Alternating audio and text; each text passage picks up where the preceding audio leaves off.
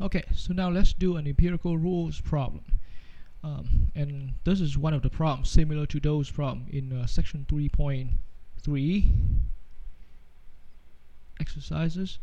And so now in this problem, what we have is man pulse rates are normally distributed with mean value 80 beats per minute, and the standard deviations S equals 10.5. So now the problem is asking us to find the following percentages.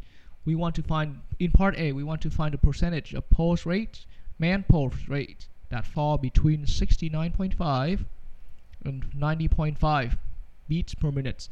So now these two numbers set up an interval, and so we're looking at what's the percentage of data falling in between this interval.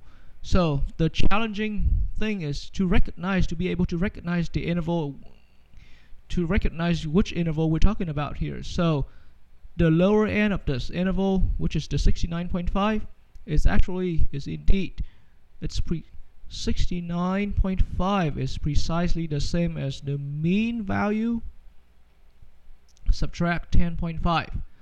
And so that means this one here is 1 standard deviations below the mean, and the upper limit 90.5 is equals to 80 plus 10.5.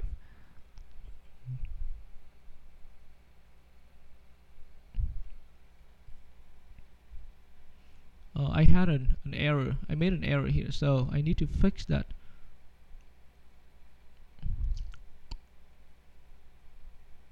Oh, actually no.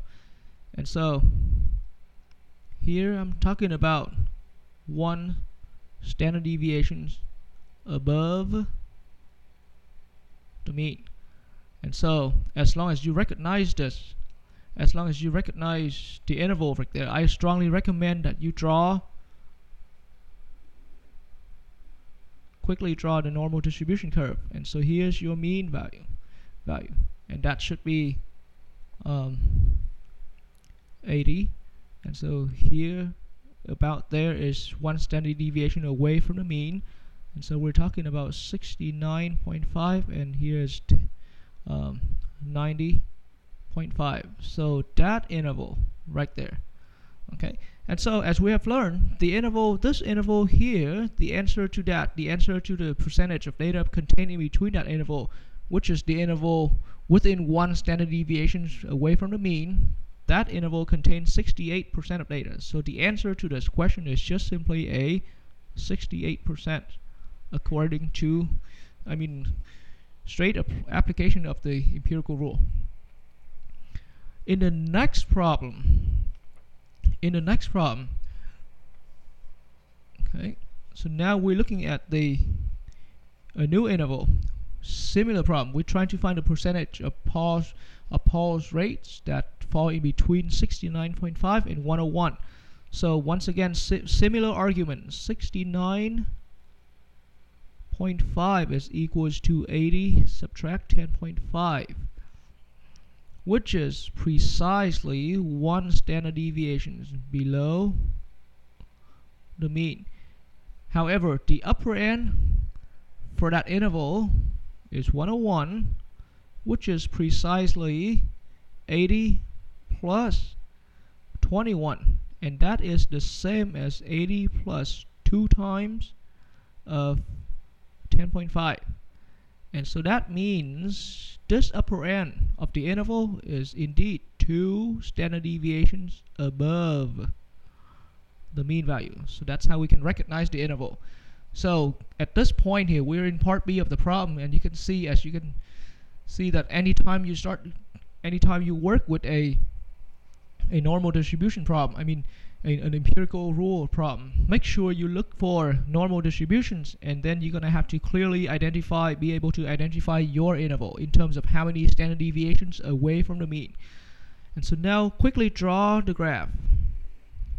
It's going to be, so my mean is 80 right in the center. Here's 1 standard deviation above. Here's 2 standard deviation above the mean. So here's 2s above, and here's 1 standard deviation below the mean.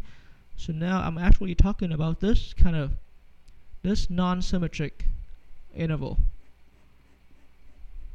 Okay, and so it's a good idea to actually reference back to the lecture that we had earlier. So now, if you're looking at this diagram right here, okay, so if you're looking at this diagram, what are we having here? The interval we're talking about in the problem is the interval in between 1 standard deviations up to 2 standard deviations. I mean 1 standard deviation below the mean up to 2 standard deviation above the mean. So that's the interval, as I'm trying to make you see that interval right there. And so this interval right here, you know all the little percentages. So to really find out the total percentage of data being contained in that interval from 1 standard deviation below the mean to 2 standard deviations above the mean, all you do have to do is just add those little percentages together, 34 plus 34 plus 13.5. And so the answer now is becoming clear. We're going to have 34% plus 34, or in other words, you can skip that step by doing 68% and then plus a 13.5, right? And so now all that is here is that we're going to have 68 plus 81.5%. So there we have 81.5% of data contained in between the interval 1 standard deviation below the mean up to 2 standard deviations above the mean. Last problem for the day, and still we're talking about man's pose rate. So now this time my interval is the interval with lower end 59 and upper end 69.5. And so notice, to recognize the interval, 59 equals to 80 minus 21, which is the same as 80 minus 2 times of 10.5. And so that implies that the lower end of the interval is 2 standard deviations below the mean. And then let's check out the other end.